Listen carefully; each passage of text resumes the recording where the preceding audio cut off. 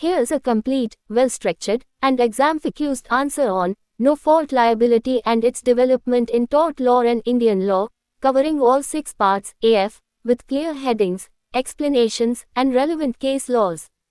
Balance scale no-fault liability and its evolution, meaning and rationale of no-fault liability. Meaning, no-fault liability means liability without the necessity to prove negligence or fault. Under this principle, a person is held liable for harm irrespective of fault, negligence, or wrongful intent. The focus is on compensation to the victim, not on proving fault. Rationale. 1. Social justice, to ensure quick and fair compensation to victims. 2. Public welfare. Certain activities, industrial, motor, environmental, are inherently dangerous. The person engaging in such activity must bear the cost of any harm caused. 3. Ease of compensation. Victims often cannot prove negligence, e.g., accidents, industrial disasters. 4. Deterrence. Encourages industries and individuals to adopt higher safety standards. No-fault liability is based on the idea that those who engage in hazardous activities must compensate victims, whether or not negligence is proven. B. Rule of strict liability, rule in Rylands. Fletcher. Origin. Case. Rylands. Fletcher, 1868, LR 3 HL 330, House of Lords. Facts. The defendant constructed a reservoir on his land. Water from the reservoir escaped through old mine shafts and flooded the plaintiff's coal mine. Even though the defendant was not negligent, he was held liable. Rule laid down. A person who, for his own purposes, brings onto his land and collects and keeps anything likely to cause mischief if it escapes, must keep it at his peril, and is prima facie liable for all the damage which is the natural consequence of its escape. Essential conditions. 1. Dangerous thing. The thing must be dangerous or likely to cause harm if it escapes, e.g., gas, water, chemicals. 2. Escape. It must escape from the defendant's control to the plaintiff's property. 3. Non-natural use of land. Use must be extraordinary or not ordinary, e.g., reservoir on private land. 4. Damage. The escape must cause damage to another. Exceptions to the rule. 1. Plaintiff's fault, if the damage is due to the plaintiff's own act. 2. Act of God, vis major, natural events beyond human control, e.g., earthquake, storm. 3. Act of a third party, if the escape was caused by an independent third party. 4. Consent of the plaintiff, if the plaintiff consented to the accumulation, e.g., shared benefit. 5. Statutory authority, if the act is authorized by law or statute. Application of the rule in India. Adopted and applied in India in several cases. Madras Railway Company v. Zamindar of Kavetnagaram, 1903, ILR 26 Mad 666, applied the principle for escape of water. Gujarat State Road Transport Corp. v. Ramanbhai Prabhatbhai, 1987, Air South Carolina 1690, recognized principle of no-fault liability. However, the Supreme Court later evolved the stricter principle of absolute liability in M.C. Mehta v. Union of India, 1987. C. Rule of absolute liability, M.C. Mehta v. Union of India, 1987, Air South Carolina 1086. Facts. Leakage of oleum gas from the Shriram food and fertilizer industry, Delhi caused injuries and death to many people in 1985. The industry was engaged in hazardous activity and argued that it had taken all precautions. Issue. Whether the company could be exempted by applying exceptions to Rylands v.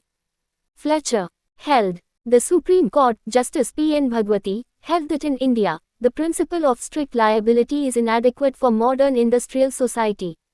The court formulated a new rule, absolute liability.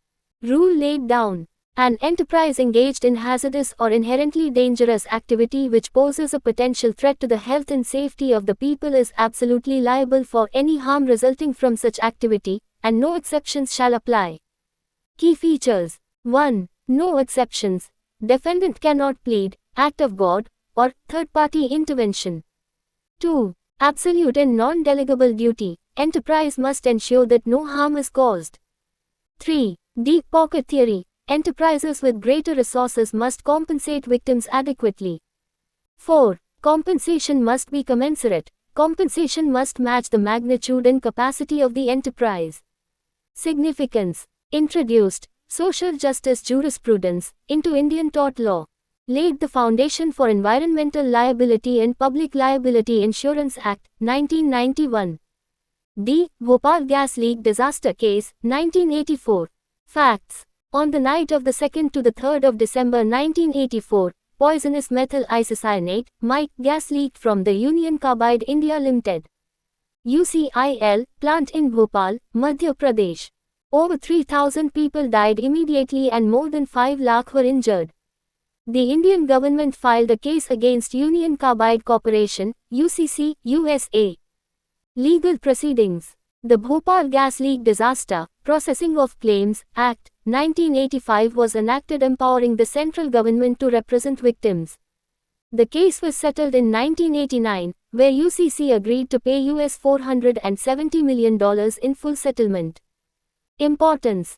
Highlighted the need for strict liability and better compensation mechanisms. Exposed the limitations of Rylance v. Fletcher and prompted the development of absolute liability in M.C. Mehta's case. Led to the Public Liability Insurance Act, 1991 to provide immediate relief in industrial accidents. E. No-fault liability under the Public Liability Insurance Act, 1991.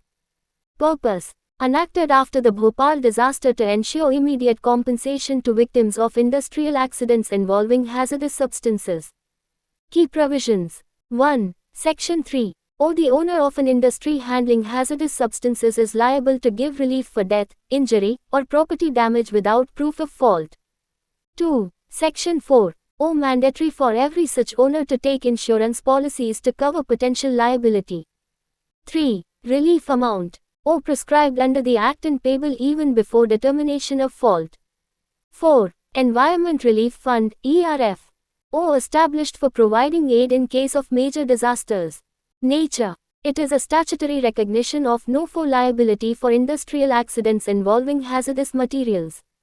F. No-fault liability in hit-and-run cases under the Motor Vehicles Act, 1988. Section 161. Compensation in hit-and-run cases. When an accident occurs due to a motor vehicle in, the vehicle cannot be traced or identified, or the driver escapes, compensation is payable without proof of fault. Compensation, as per latest amendment, 2019. 200,000 rupees for death. 50,000 rupees for grievous injury. Section 163, Scheme for Payment. The central government may frame schemes to implement compensation payments through Solatium Fund. Rationale. Victims or their families must not suffer because the driver is unknown or the vehicle cannot be traced. It embodies the principle of no-fault liability for public safety and welfare. Receipt Summary Table. Concept, Case. Nature of liability. Fault required. Exceptions. Example, Application. No-fault liability. Liability without proving fault. No. Few or none. Industrial accidents. Hit and run. Strict liability. Rylance vs. Fletcher. Liability for escape of dangerous thing. No negligence needed. Checkmark yes. 5 exceptions. Water, gas, explosives. Absolute liability. M.C. Mehta. Liability for hazardous activities. No. None. Industrial pollution, gas leaks. Bhopal gas leak case. Trigger for legal reform. No. Led to PLIA, 1991. Public Liability Insurance Act, 1991. Statutory no-fault liability. No. Industrial disasters. Motor Vehicles Act, 1988, Sec. 161. No-fault for hit-and-run. No.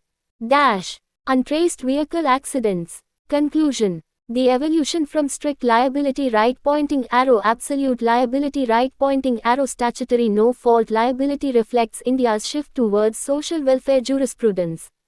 The underlying principle is, those who profit from hazardous activities must bear the cost of the risk. It represents a balance between industrial growth and public safety, ensuring that victims are promptly compensated without lengthy litigation. Would you like me to make this into a handwritten exam-style blue ink notes page, with underlined headings and case names, for easy study? Here is a complete and exam-ready case summary of the landmark tort law case, Rylance v.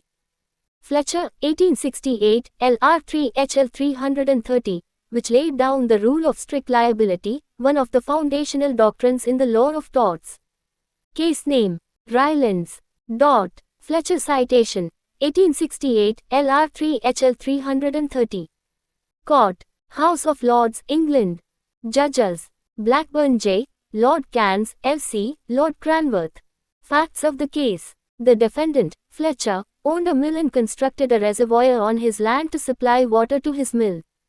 During construction, contractors discovered old mine shafts that were not properly sealed. When the reservoir was filled, water escaped through these shafts and flooded the plaintiff Rylance coal mines situated on the adjoining land. Rylance sued Fletcher for damage caused by the escape of water, even though Fletcher had not been negligent and was unaware of the mine shafts. Issues: 1. Whether a person can be held liable for damage caused by the escape of a dangerous substance from his land, even without proof of negligence. 2. Can liability exist purely on the basis of ownership and accumulation of dangerous materials? Arguments: Plaintiff, Rylance. The defendant had brought and stored a dangerous thing, water, on his land for his own purposes. When it escaped, it caused damage, hence, he must be held liable, even without negligence. Defendant, Fletcher. The work was done by independent contractors, and the defendant had no knowledge of the old shafts. He argued that he was not negligent and therefore should not be liable. Held. The House of Lords upheld the decision of the Court of Exchequer Chamber and ruled in favor of the plaintiff, Rylance. The defendant, Fletcher, was held strictly liable for the damage caused by the escape of water. Judgment, Ratio Decidendi. Rule laid down, strict liability. A person who, for his own purposes, brings onto his land and collects and keeps there anything likely to cause mischief if it escapes, must keep it at his peril, and if he does not do so, he is prima facie liable for all the damage which is the natural consequence of its escape. Essential conditions: 1. Dangerous thing. The thing collected must be capable of causing harm if it escapes, e.g., water, gas, oil, chemicals. 2. Escape. The dangerous thing must actually escape from the defendant's land to the plaintiff's. 3. Non-natural use of land. The use of land must be unusual or extraordinary, not ordinary domestic use. 4. Damage. The plaintiff must have suffered damage as a direct consequence of the escape. Exceptions to the rule: 1. Plaintiff's fault. No liability if the damage was due to the plaintiff's own actions. 2. Act of God, vis major, natural events beyond human control, e.g., storm, earthquake. 3. Act of a third party, if the escape was caused by a stranger's unforeseeable act. 4. Consent of the plaintiff, if the plaintiff consented to the accumulation, e.g., shared reservoir. 5. Statutory authority, if the act causing escape was authorized by legislation. Significance: the case established the rule of strict liability, liability without proof of negligence. It forms a cornerstone of modern tort law and has influenced environmental law and industrial liability. It marked a shift from the doctrine of fault-based liability to risk-based liability. Application in India: the rule of Rylance v. Fletcher has been adopted in India, e.g., O Madras Railway Company v. Zamindar of Kavitnagaram, 1903, escape of water. O.M.C. Mehta v. Union of India, 1987, the Supreme Court evolved a stricter version known as absolute liability, eliminating the exceptions of Rylance v. Fletcher. Conclusion: the case established that a person who keeps a dangerous thing on his land at his own risk is liable for the damage if it escapes, even without negligence. The rule was later expanded in India into absolute liability in M.C. Mehta v. Union of India, Oleum gas leak case, 1987. Balance scale key takeaway: rule of strict liability equals, you keep it at your peril. If you bring or store something dangerous and it escapes, you are liable, even if you took all reasonable care. Would you like me to create this in a handwritten exam-style blue ink format, with underlined Here's a complete, structured, and exam-ready summary of the landmark Indian case MC Mehta v. Union of India, A 1987 SC 1086, popularly known as the Oleum gas leak case, which gave birth to the rule of absolute liability, a uniquely Indian contribution to tort law and environmental jurisprudence. Case name: MC Mehta.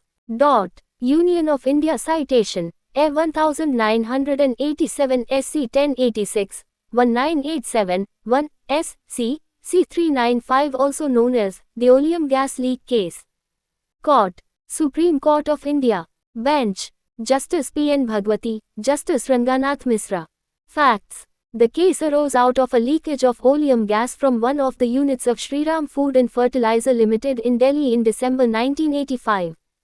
The leakage caused the death of one person, an advocate practicing in TIS Hazari Court, and serious injuries to several others. This incident occurred soon after the Bhopal gas tragedy, 1984, and raised serious concerns regarding industrial safety and liability.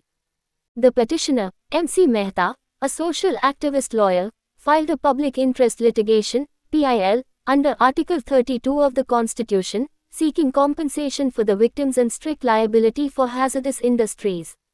Issues: 1. Whether the principle of strict liability, rule in Rylands v. Fletcher, should be applied to hazardous industries in India. 2. Whether the exceptions to strict liability, like act of God, third-party fault, should be allowed. 3. What is the liability of an enterprise engaged in hazardous or inherently dangerous activities for harm caused to people and environment?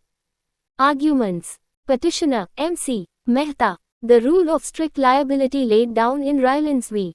Fletcher was inadequate for modern industrial hazards. The enterprise should be held absolutely liable, without any exceptions. The right to life, Article 21, includes the right to a healthy environment, and industries must be held accountable for violations. Respondent, Shriram Industries. The leak was accidental and not due to negligence. The rule of strict liability should apply, allowing exceptions, such as act of God or third-party fault. The company had taken adequate safety measures and should not be punished for unforeseen events. Held. The Supreme Court held Shriram Industries absolutely liable for the harm caused by the oleum gas leak. The court evolved a new rule of law, the rule of absolute liability, specifically for Indian conditions. Judgment, Ratio Decidendi. Rule of absolute liability. An enterprise which is engaged in a hazardous or inherently dangerous activity and which poses a potential threat to the health and safety of the persons working in the factory and residing in the surrounding areas owes an absolute and non-delegable duty to the community to ensure that no harm results to anyone on account of such activity, and the enterprise is absolutely liable to compensate for such harm, and no exceptions shall apply. Key principles laid down. 1. Absolute liability, no exceptions. The principle of Rylands v. Fletcher was modified and strengthened. All exceptions, like act of God, third-party interference, or plaintiff's fault, were removed. 2. Non-delegable duty. The enterprise cannot escape liability by blaming employees or contractors. 3. Deep pocket theory. Large industrial houses have the financial capacity to bear the cost of damages and must compensate victims adequately. 4. Quantum of compensation. Compensation must be commensurate with the magnitude of the enterprise and the harm caused. The larger and more profitable the enterprise, the greater the liability. 5. Right to life, Article 21. The court linked the rule to Article 21 of the Constitution, recognizing environmental protection as part of the right to life. Significance. 1. Replaced strict liability with absolute liability.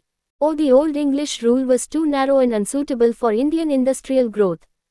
Absolute liability is broader, stricter, and more just in the context of modern industrial hazards. 2. Foundation of environmental jurisprudence in India.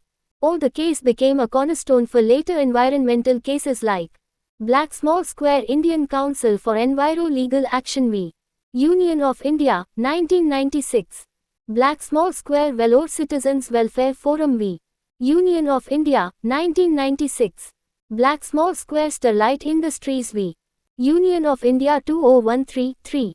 Policy Impact. or led to the enactment of Black Small Square Public Liability Insurance Act, 1991, Black Small Square National Environment Tribunal Act, 1995.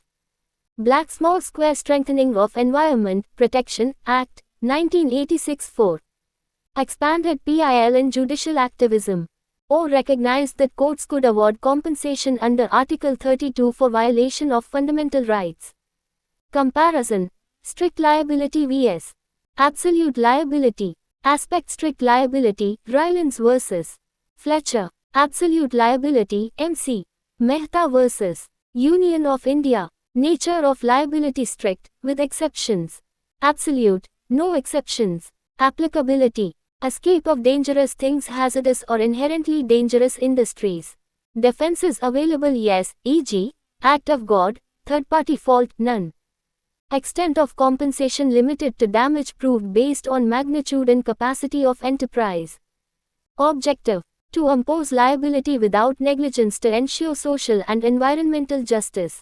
Conclusion. The MC Mehta case is a milestone in Indian tort law and environmental protection. It established that industries engaged in hazardous activities have an absolute and non-delegable duty to the public and environment. The decision represents India's commitment to social welfare, industrial accountability, and environmental safety. Balance scale. Key takeaway. You profit from risk, you pay for harm. The rule of absolute liability ensures that industrial enterprises bear full responsibility for harm caused by their activities, without excuses or exceptions. Would you like me to prepare this in a... Here's a complete, exam-oriented summary of the landmark case MP Electricity Board vs. Shalkumar, AIR 2002, South Carolina 551, which reaffirmed the rule of strict and absolute liability in India, especially in cases of electrocution due to negligence of public authorities. Case name, MP Electricity Board. Shalkumar and another citation. AIR 2002, South Carolina 551, 2002, SC, C162. Court, Supreme Court of India. Bench, Justice K.T. Thomas and Justice R.P. Sethi.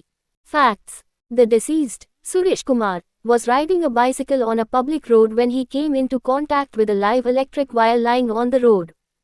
The wire belonged to the Madhya Pradesh Electricity Board, MPEB, and had fallen due to lack of maintenance. He was electrocuted and died instantly.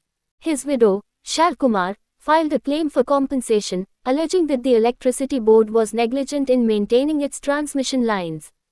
The MP Electricity Board contended that the wire might have fallen due to reasons beyond their control, like storm or third-party interference, and denied liability.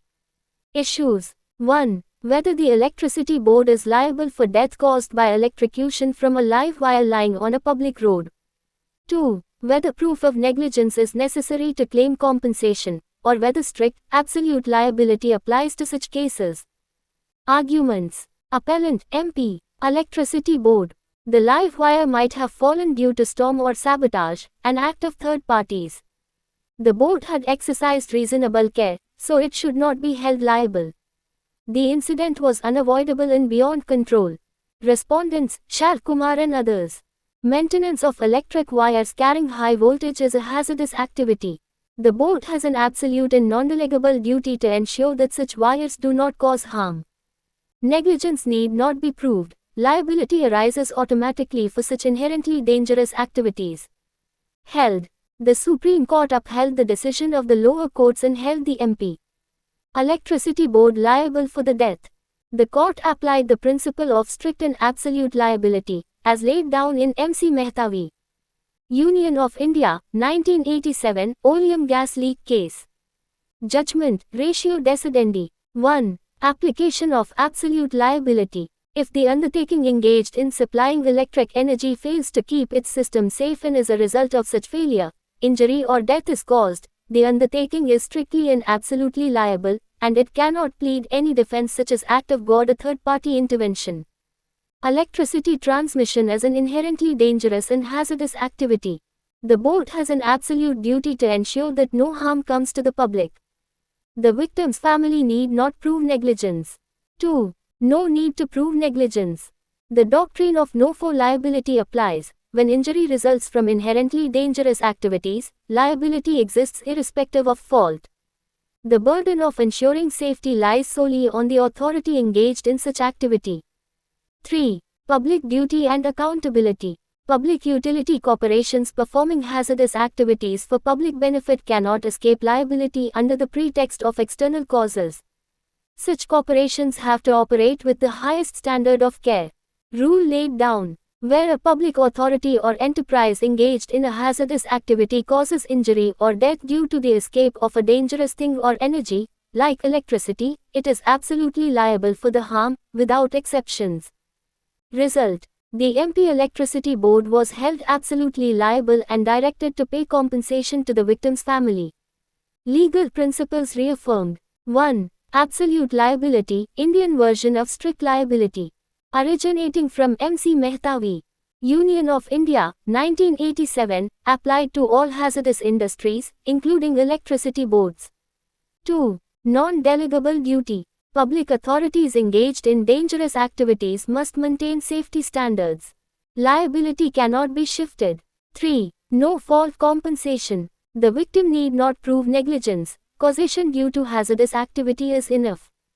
4. Welfare and social justice. The court emphasized that in a welfare state, authorities must ensure the safety of citizens over profit motives. Significance. This judgment extended the doctrine of absolute liability from industrial hazards, as in M.C. Mehta, to public utilities like electricity supply authorities. It ensures public accountability and quick compensation for victims of electrocution or infrastructural negligence. The case has since been a precedent for many electricity accident compensation claims in India. Comparison with M.C. Mehta, Oleum gas case. Aspect M.C. Mehta v. Union of India, 1987, MP Electricity Board v. Shalkumar, 2002. Nature of activity: industrial, chemical leak. Public utility, electricity. Type of liability: absolute liability. Absolute liability reaffirmed. Defenses: no exceptions allowed. No exceptions allowed. Scope: industrial hazards. Public utility hazards, electricity. Principle applied: deep pocket theory, social welfare, public accountability and non-delegable duty. Conclusion: the Supreme Court, in MP Electricity Board v. Shalkumar, reaffirmed that any enterprise engaged in hazardous activity is absolutely liable for any harm resulting from its operations. The Electricity Board, being a public authority, must ensure utmost care and safety in maintaining live wires and installations. Failure to do so attracts absolute liability without any defense. Balance scale: key takeaway: hazardous activity equals absolute responsibility. Public authorities like electricity boards cannot plead external causes or absence of negligence. They are strictly and absolutely liable for accidents resulting from their operations. Would you like me to prepare this as a handwritten blue ink exam style note, with headings, case names, and neat bullet points, for your tort law notebook? Here's a complete, structured, and exam-ready summary of the Privy Council decision in the Madras Railway Company v. The Zemindar of Kavetnagaram, LR 18741, EA 364, which is an important early Indian case applying the rule of strict liability, Rylance vs. Fletcher, and discussing non-natural use of land in Indian conditions. Case name: the Madras Railway Company. The Zemindar of Kavetnagaram. Citation: LR 18741, Indian Appeals 364, Privy Council. Court. Judicial Committee of the Privy Council, London. Facts of the case: the Madras Railway Company constructed an embankment and culvert, drainage system, for its railway line in the Madras Presidency, now Tamil Nadu. During heavy monsoon rains, floodwater accumulated because of the embankment and overflowed onto the adjoining lands owned by the Zemindar of Kavetnagaram, plaintiff. The Zemindar claimed that his land was damaged by flooding caused due to the construction and maintenance of the railway embankment, and therefore the railway company should be held liable for damages. The railway company argued that the flood was due to natural causes, heavy rainfall, not due to any fault on their part. Issues: 1. Whether the Madras Railway Company was liable for the damage caused by the escape of floodwater accumulated due to its railway embankment.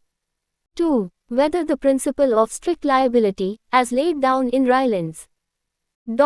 Fletcher, 1868, applied in this case. 3. Whether the use of land by the railway company was natural or non-natural.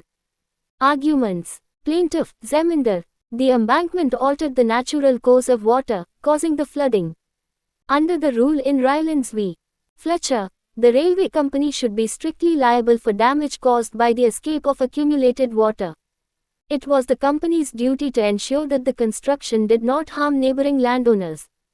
Defendant, Madras Railway Company. The embankment was constructed lawfully and reasonably for public benefit, a railway project. The flooding was due to extraordinary and unprecedented rainfall, an act of God, for which they could not be held liable. The construction of a railway embankment was a natural and lawful use of land, not a non-natural use. Held. The Privy Council dismissed the Zeminder's claim and held that the Madras Railway Company was not liable for the damage caused. Judgment, Ratio Decidendi. 1. Natural vs. Non-natural use. The court held that the construction of a railway embankment by a statutory authority for public benefit was a natural and lawful use of land, not a non-natural use.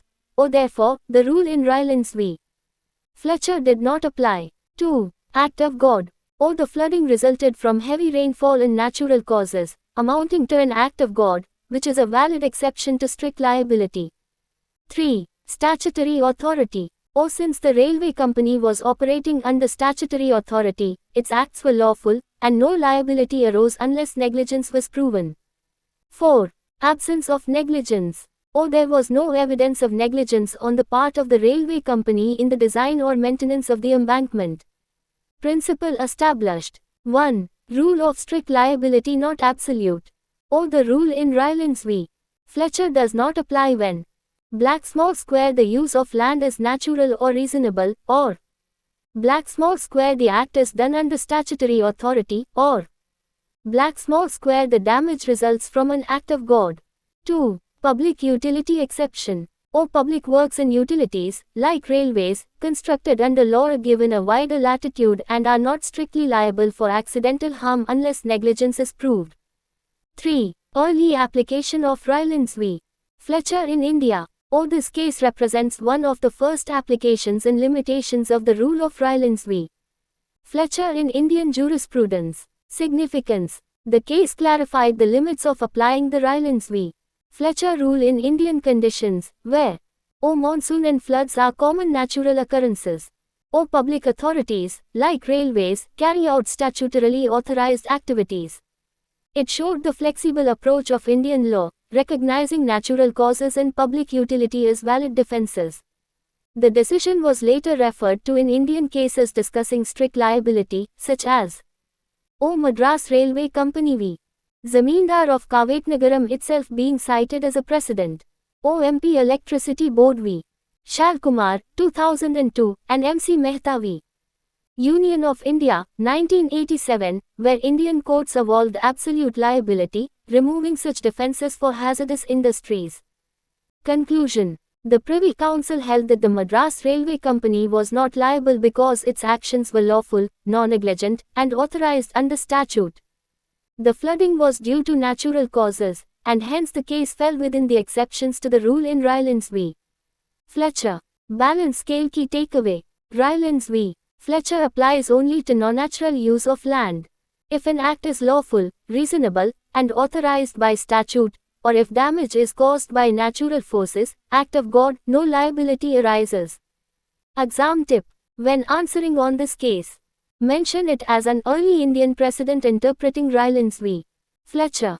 Emphasize, natural use, statutory authority, and act of God, as the three main points of defense recognized. Would you like me to create this in your hand?